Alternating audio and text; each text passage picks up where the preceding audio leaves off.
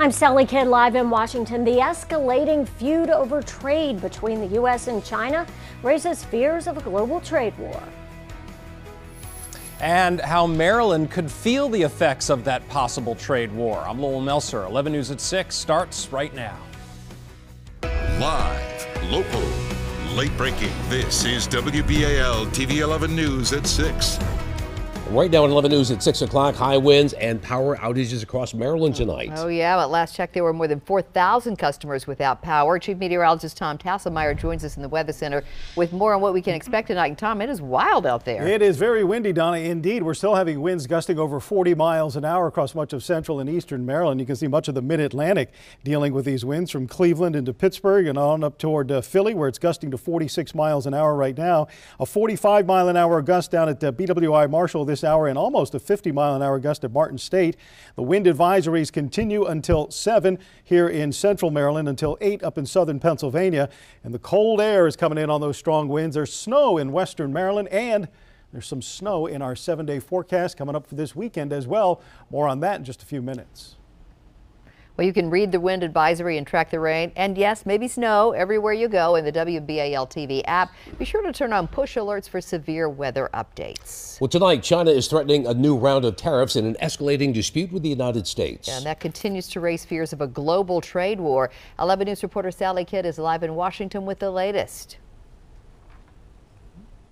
Well, Donna and Stan, analysts say both sides have an incentive to reach a settlement before escalating this trade war further and sparking a global trade war, and there is still time to do that.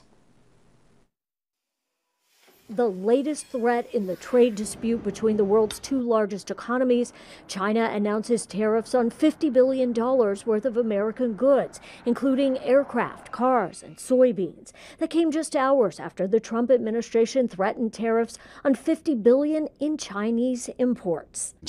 What the United States has done is in total ignorance of the essence of the mutually beneficial and win-win cooperation in trade. The announcement sent the markets on a wild ride, the Dow dropping more than 500 points before rebounding by afternoon. We may have a little bit of short-term pain, but we're certainly going to have long-term success, and we're focused on long-term economic principles.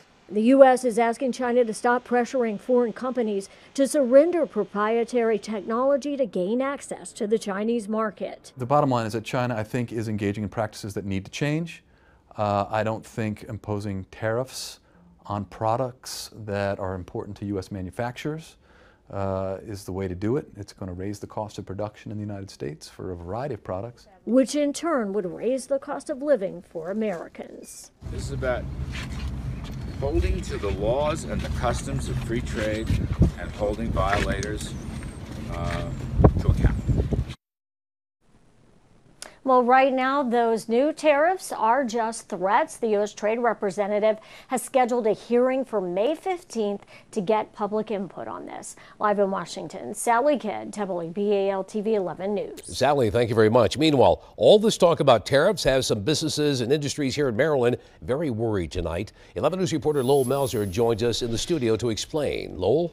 Yeah, good evening, Stan. Unfortunately, Maryland has a lot to lose when it comes to these tariffs that are being put in place by China right now. We have a strong agriculture industry as well as one of the busiest ports in the world. Still, some economists feel that we're not in a full-fledged trade war by any means. I still believe it's unlikely that we're headed for a full-blown trade war, but I think that the war we're in right now, very early stages, will continue for quite some time. Local economist Arnibon Basu calls it a ramping up, but by no means a trade war just yet. Still, it's possible Maryland could feel the sting of a back and forth between the U.S. and China. Maryland produces a lot of dairy, a lot of fruits, a lot of vegetables. Some of that is exported abroad, some of it's not, but this doesn't help. According to the U.S.-China Business Council, the eastern shore and rural areas of Baltimore, Howard, and Harford counties and the Port of Baltimore stand to lose the most. Maryland's #1 export is automobiles from the port, and dairy and produce farms export around the world as well.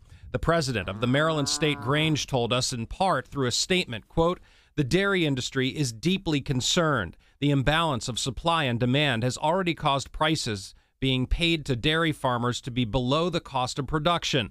The loss of the Chinese export market would be a crushing blow to an already bad situation.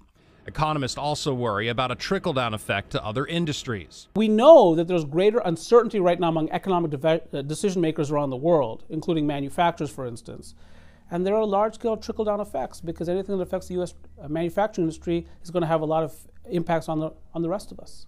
But also point out that there is hope for a fair compromise. We might see this simmering war last a few more weeks before finally cooler heads will prevail. And one of the reasons they might prevail is because this is not doing any favors for the stock market. And we reached out to representatives from the Port of Baltimore. They declined comment for this story. Live in the studio, I'm Lowell Melser, WBAL TV 11 News. Oh, thank you. NBC's Tom Costello will have continuing coverage as the trade dispute escalates. NBC Nightly News is next, right here on WBAL TV 11. And in West Baltimore tonight, police are investigating a shooting that killed 2 women. Yeah, it happened this afternoon on Gorman Avenue. 11 News reporter Karen Campbell is live from the scene with the late-breaking details. Karen? Well, Stan, police say they arrived here alone, Gorman Avenue, just before noon today to find 2 women who had been shot inside their home. Now, there's a home behind me with a red door. That's where this happened. Now, we do know the 2 women are ages 43 and 22, and I spoke to several neighbors here, and they say that those 2 women were mother and daughter. Now, when police arrived at the scene, of course, it was a lot of police presence here. They were trying to rather collect evidence to piece together exactly how and why this all happened. Now, I have been told that the mother and daughter, they have lived in that home for 12 years. They say, the mother, she was a hard worker, and the daughter had recently celebrated a birthday. Now, they also tell me that the mother had a younger daughter. Now, Gorman Avenue, I'm told by neighbors, is a place where, they have block parties here, and everybody gets along. Now, I did speak with one father of 4. He says, hearing the news, someone gave him a call at work to tell him what happened. He said, this is not something that normally happens along Gorman Avenue. It's peaceful. Nobody sold drugs around here. No break-ins. No anything around this block. So it's just weird. I mean, we've been here for a year now, so everybody get along. And police, of course, want anyone with information to call them. We are live in West Baltimore. Karen Campbell, WBAL TV 11 News. Karen, thank you. 5 people are in custody tonight after a shootout Tuesday afternoon in East Baltimore. Police say 2 groups of people were shooting at each other and right in front of officers on Aiken Street, which prompted the pursuit of an SUV. The chase ended at Johns Hopkins Hospital, where officers arrested the driver and 2 passengers. One of them had been shot in the hand. 2 others were later arrested. All 5 suspects now face attempted murder, assault, handgun, and drug charges. Well, news tonight that an outside panel will review the still unsolved fatal shooting of Baltimore homicide detective Sean Suter. That happened back in November. Suter suffered a single gunshot wound to the head while on the job in West Baltimore. The case has no leads, and there are conflicting theories of homicide versus suicide. The police commissioner says that 2 former Baltimore police detectives will lead a panel of 6 in an outside panel to review that case. The mandate is for them to take a look at the case, come up with findings, and come up with recommendations. The medical examiner's ruling in the case remains homicide. An Anne Arundel County man faces child pornography charges this evening. State police say 25-year-old Edward Weekly was arrested this morning at his Arnold home in connection to an investigation in November. Police say child pornography files were found on Weekly's phone. He is now charged with 2 counts of distribution and 5 counts of possession of child pornography. In session 2018 tonight, a bill that allows evidence of a suspect's past bad acts to be used in sexual assault trials passed today. Baltimore City State's Attorney Marilyn Mosby, who's running for a 2nd term, had been pushing for the Repeat Sexual Predator Prevention Act, saying it can help when there's a question of consent or claims that a child victim was lying. Mosby spoke today after the bill's passage.